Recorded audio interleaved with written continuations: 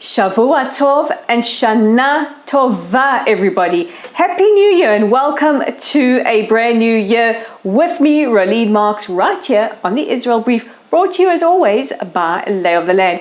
And it has been a very, very busy news weekend. Of course it was, because it was a weekend of rest. Never mind, let's take a look at those top stories because we have them right here for you. And you know, this is where you can come for your news headlines every Monday to Thursday.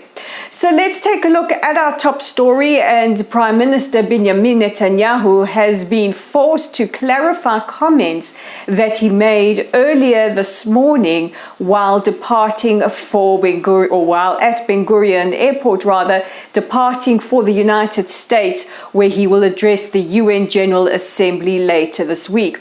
Now, in his initial comments, the Prime Minister stated that the anti-overhaul protesters in New York will be protesting with will be joining, those are the words he used, joining with supporters of the PLO and Iran. Now, of course, this drew widespread condemnation, with the head of the opposition, Yair Lapid, saying the only threat to Israel is Netanyahu. He poses the greatest threat to Israel.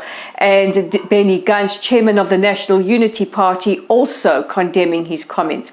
The Prime Minister later clarified his comment, saying that what he meant was that protesters would be protesting for the first time at the same time as BDS supporters and pro-Iran supporters, and that he hoped that those protesting the judicial overhauls would protest against those calling for the state of Israel to cease to exist.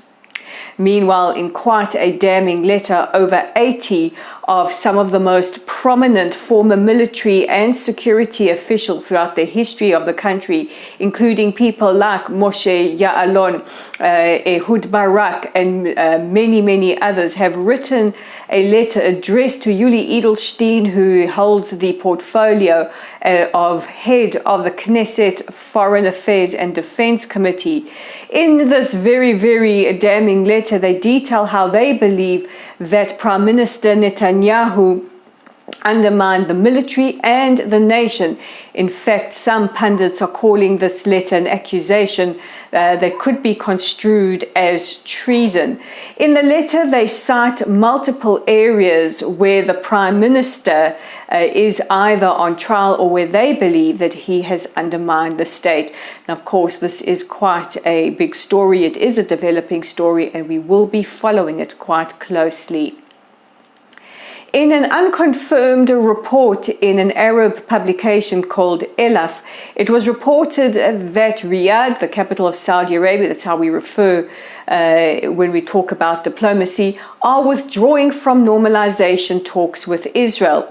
In the unconfirmed report, they state that the Saudis have expressed their concerns about the extremist government that is in place at the moment, and also say that this government is torpedoing any chances of rapprochement with the Palestinians. Israeli officials have denied that there are any plans by the Saudis to pull out of normalization. And the question Israelis are asking ourselves today is, who set the iconic statue of David Ben Gurion, our first prime minister, on fire over Rosh Hashanah?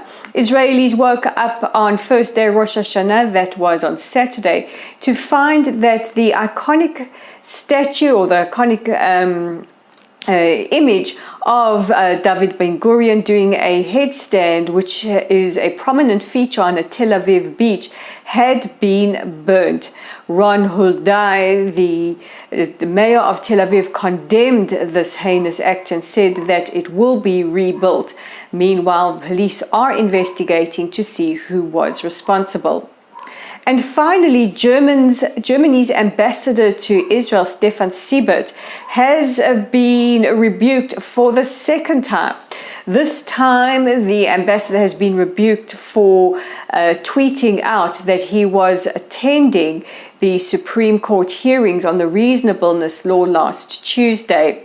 It is customary for foreign diplomats not to engage in any kind of domestic issues or disputes. Our Foreign Minister Eli Cohen has written to Israel's ambassador to Germany, Ron Prosor, listing his objections and rebuking the German ambassador. And it is seen almost as kind of a way of interfering in Israel's domestic concerns. And that brings me to the end of today's edition of the Israel Brief. Please don't forget to check us out on www.layoftheland.online. Our YouTube channel is at the Israel Brief. Please click on that red subscribe button. Our Facebook community is growing. You can find us at Lottel's site, and we're on X at Lay of the Land 5. Follow us there. I'm Rolene Marks. Have a wonderful day, and I'll speak to you again tomorrow.